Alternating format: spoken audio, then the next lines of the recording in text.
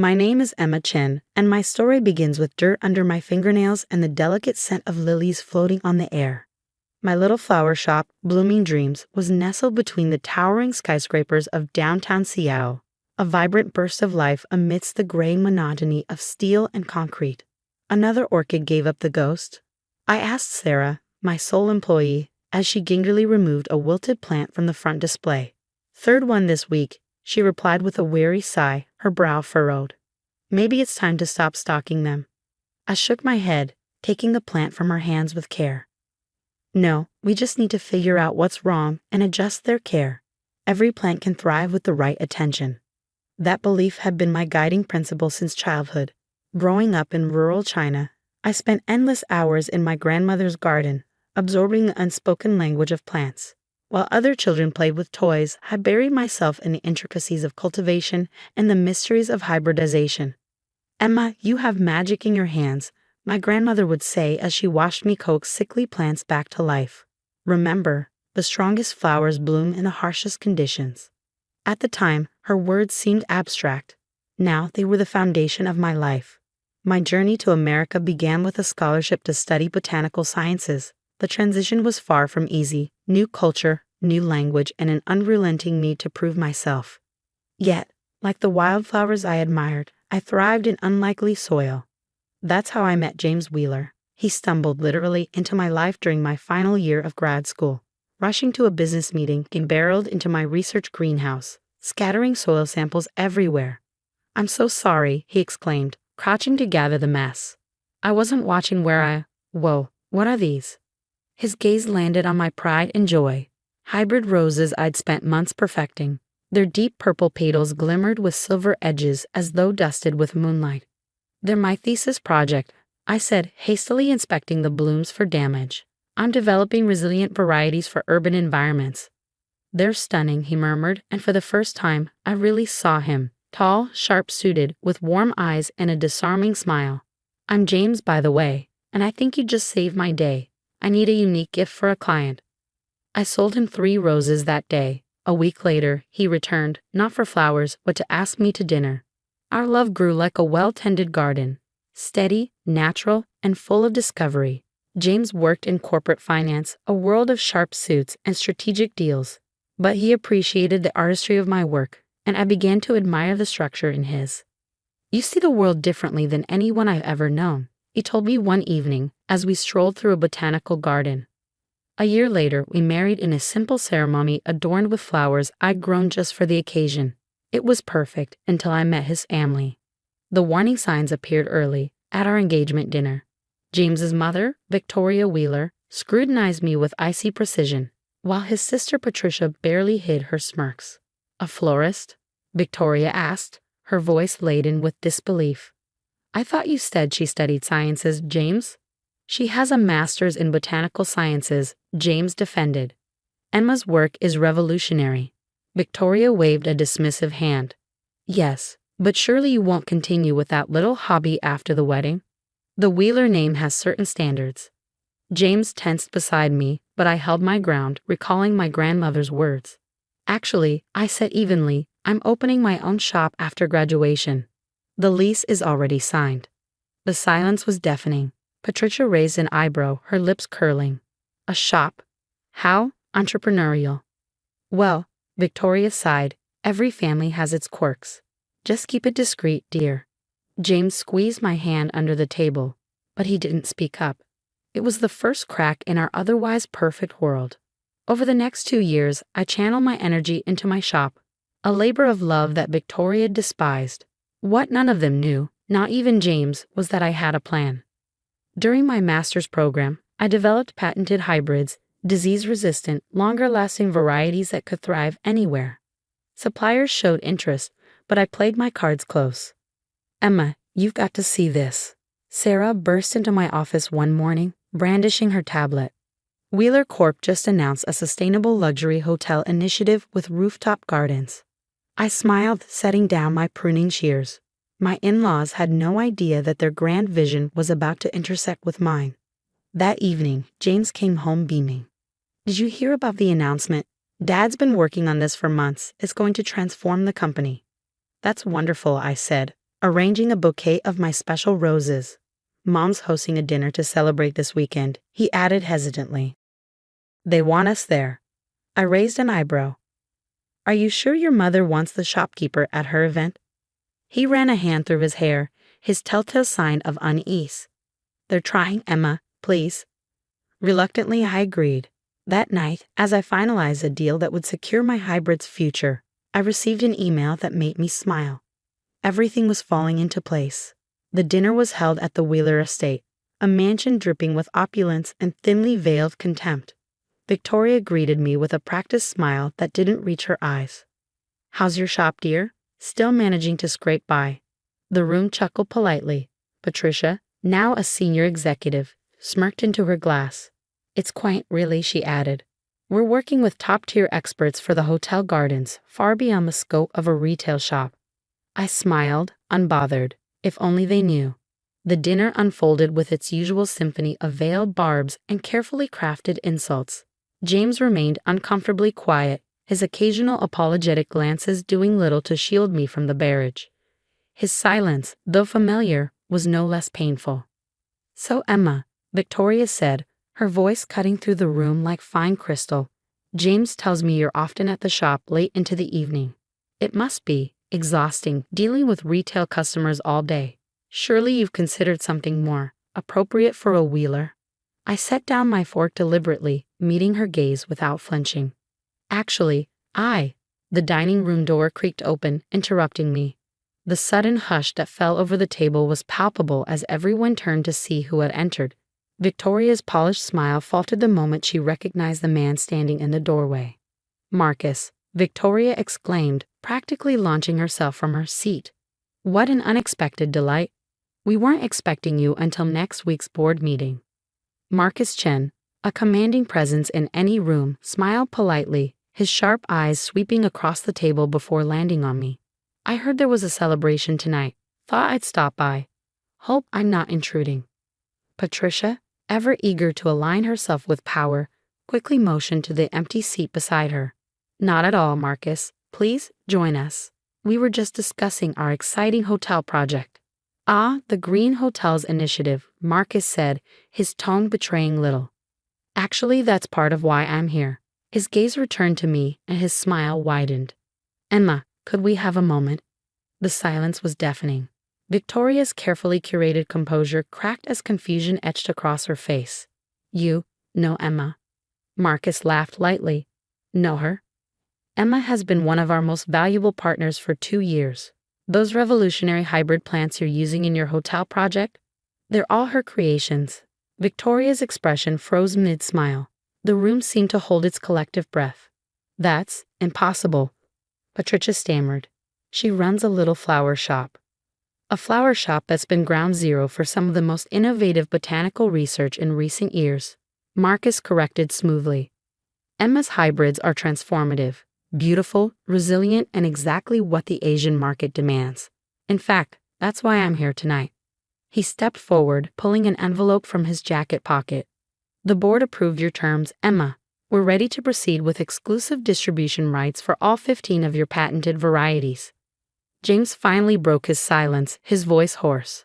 Emma, what's going on? I took a deep breath, feeling the weight of the moment. Remember the hybrid varieties I worked on during grad school? The ones you said were incredible? I've been refining them ever since. Now, they're ready for mass production. Mass production, Victoria echoed faintly, as if the words themselves were foreign. Indeed, Marcus said, clearly enjoying himself. Emma's hybrids are uniquely suited to luxury hotels and high-end developments. They're durable, exquisite, and most importantly, exclusive. The licensing fees alone are significant. Patricia's champagne flute slipped from her hand, shattering the silence as it hit the table. The deep red liquid spread across the immaculate tablecloth like a blood stain. No one moved to clean it. But you're just a florist, Victoria sputtered. You arrange bouquets and water plants. That shop, I said calmly, has been my research and development lab. Every plant, every arrangement has been part of an experiment. We've collected years of data that's now invaluable. Marcus nodded. Which is why we're not stopping with licensing. We'd like to fund your continued research, Emma. The board is prepared to offer a $50 million annual development budget. Victoria's face drained of color as her world unraveled. James stared at me as though seeing a stranger. Patricia's mouth opened and closed, no words escaping. Finally, Patricia found her voice. Why didn't you tell us? Would you have believed me? I asked evenly. From the moment I joined this family, you've made it clear how you see me. As a simple shopkeeper, someone beneath you. What would change if I told you? But James knew, didn't he? Victoria demanded, her tone accusatory as she turned to her son. James shook his head slowly. I didn't. No, I said quietly. You didn't? You saw what you wanted to see, just like the rest of your family. Marcus cleared his throat, reclaiming the room's attention. There's one more thing. Given the importance of Emma's hybrids to the hotel project, we'd like her to oversee the entire supply chain. To that end, we're proposing to acquire controlling interest in Wheeler Corp's botanical division. Victoria's head snapped up, her carefully maintained composure cracking. You want us to report to her? Actually, I interjected, I already do. I finalized the purchase of Green Life Industries, your primary supplier, this morning. Chaos erupted. Patricia shouted about betrayal and corporate hierarchy, while Victoria collapsed back into her chair, clutching her fan as though it could revive her sinking pride. James said nothing, his silence louder than the clamor around us. This is unacceptable. Victoria finally screeched. James, you can't allow this. I turned to my husband, my voice calm but firm. James hasn't been part of my business decisions, just as he's never been part of your constant belittling. He didn't speak up then, and I doubt he will now. Emma, James began weakly, but I cut him off with a look. Marcus touched my shoulder gently. Shall we? He asked, holding the contracts in hand. As we left the dining room, Victoria's thin, strained voice followed us. James, do something. But there was nothing left to do. The walls of their assumptions had crumbled, leaving only the truth they had refused to see. In my spacious office at Chen Agro Corp's Seattle headquarters, Marcus and I finalized the contracts. The city lights sparkled like distant stars, a reminder of how far I had come. You could have told them sooner, Marcus said, watching me sign the final document. Would it have made a difference? I asked. They needed this moment to understand the cost of underestimating someone. And James? I hesitated, the pen hovering over the page.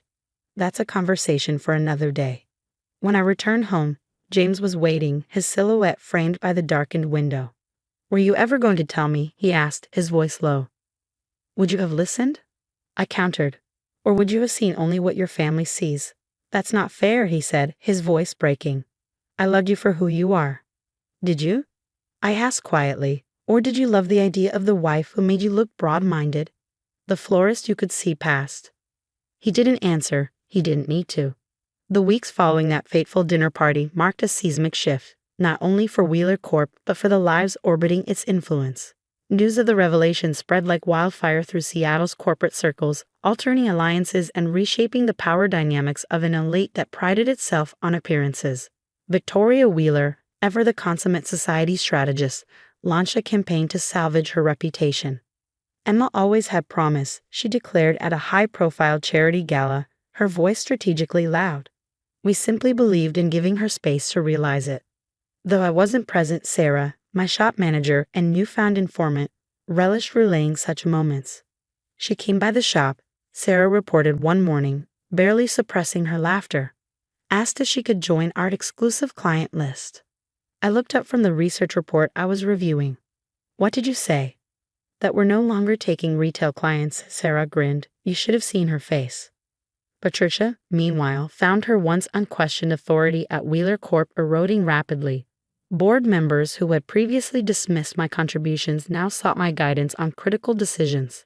Her attempts to reassert control were met with quiet, decisive corrections. At our first official board meeting, I reviewed her proposal for the hotel gardens. These maintenance projections are outdated, I pointed out, displaying comparative data on the screen. The hybrids require specialized care. Unless you prefer, we use standard varieties, which would undermine the exclusivity we've marketed. Patricia's cheeks flushed as she sat back in her chair, silenced by the weight of evidence. While corporate battles played out in boardrooms, a quieter, more personal reckoning unfolded at home. James and I circled each other warily, the foundations of our marriage unsettled. One evening, I found him in my home office, staring at the framed patents on the wall. "I remember when you created this," he said, his fingers brushing the glass. "I thought they were just pretty flowers." "They were never just flowers, James," I said. "They were my dreams, my future, and I tried to share them with you." He turned, guilt and frustration etched into his features. "Why didn't you trust me with the truth?" "Because trust isn't silence," I replied. "Every time your family dismissed me, every time they belittled my work, you said nothing. That silence told me everything I needed to know. I was trying to keep the peace." "No," I said softly. "You were taking the easy way out." The next day brought an unexpected visitor. Richard Wheeler, usually the quiet observer, stood at my office door. "May I come in?" he asked. I gestured to the chair opposite me, curious. "I owe you an apology," he began. "For 2 years, I've watched as Victoria and Patricia undermined you, and I said nothing. That was wrong." "Why now?" I asked, wary. His expression softened with regret. "Because you've done what I never had the courage to do. Challenge the Wheeler way of doing things. This company needs leadership, not legacy." He handed me a folder. "I'm stepping down as chairman. I'd like to recommend you as my successor." I blinked, stunned. "That's unexpected." "You've already proven yourself," he said simply. Before I could respond, James burst into the room, his argument with my assistant echoing through the hallway. He froze when he saw his father. "Dad, what are you doing here?" Richard stood, straightening his tie. The right thing for once. After Richard left, I explained the situation to James. He sank into a chair, overwhelmed. "Chairman of Wheeler Corp," he murmured. "Why are you here, James?" I asked gently. He looked up, his eyes filled with a mix of determination and vulnerability. "I've been doing a lot of thinking. About us. About me. For years, I've lived as the perfect Wheeler son, never questioning anything. And in doing so, I failed you. I want to make it right." "How?" I asked. "I've requested a transfer to the Asian division," he said. "If you'll have me, I want to go with you. Not as the Wheeler heir, but as your partner." Tears pricked my eyes. "You'd leave everything here." "Everything I'm leaving is meaningless without you," he said simply. 2 months later, Victoria hosted another dinner party. I wasn't there, of course. James and I were in Singapore, overseeing the installation of my hybrid gardens in a flagship luxury hotel. Sarah sent me a video from the event. Victoria, tipsy and effusive, regaling guests with tales of her brilliant daughter-in-law. Patricia, meanwhile, had taken a position at a rival firm, unwilling to endure the company's new dynamics. Richard, now serving as an advisor, worked alongside me to steer Wheeler Corp into its next chapter. As our plane descended into Singapore's glittering skyline, James reached for my hand. "Ready for our new adventure?" he asked. I smiled, squeezing his hand. "Always." The real triumph wasn't in proving anyone wrong or claiming titles. It was in staying true to myself, nurturing my dreams through the storms of judgment and doubt. My little flower shop had bloomed into a legacy beyond what anyone imagined, except perhaps me, because I had always believed that with care, patience, and resilience, even the smallest seed could transform into something extraordinary.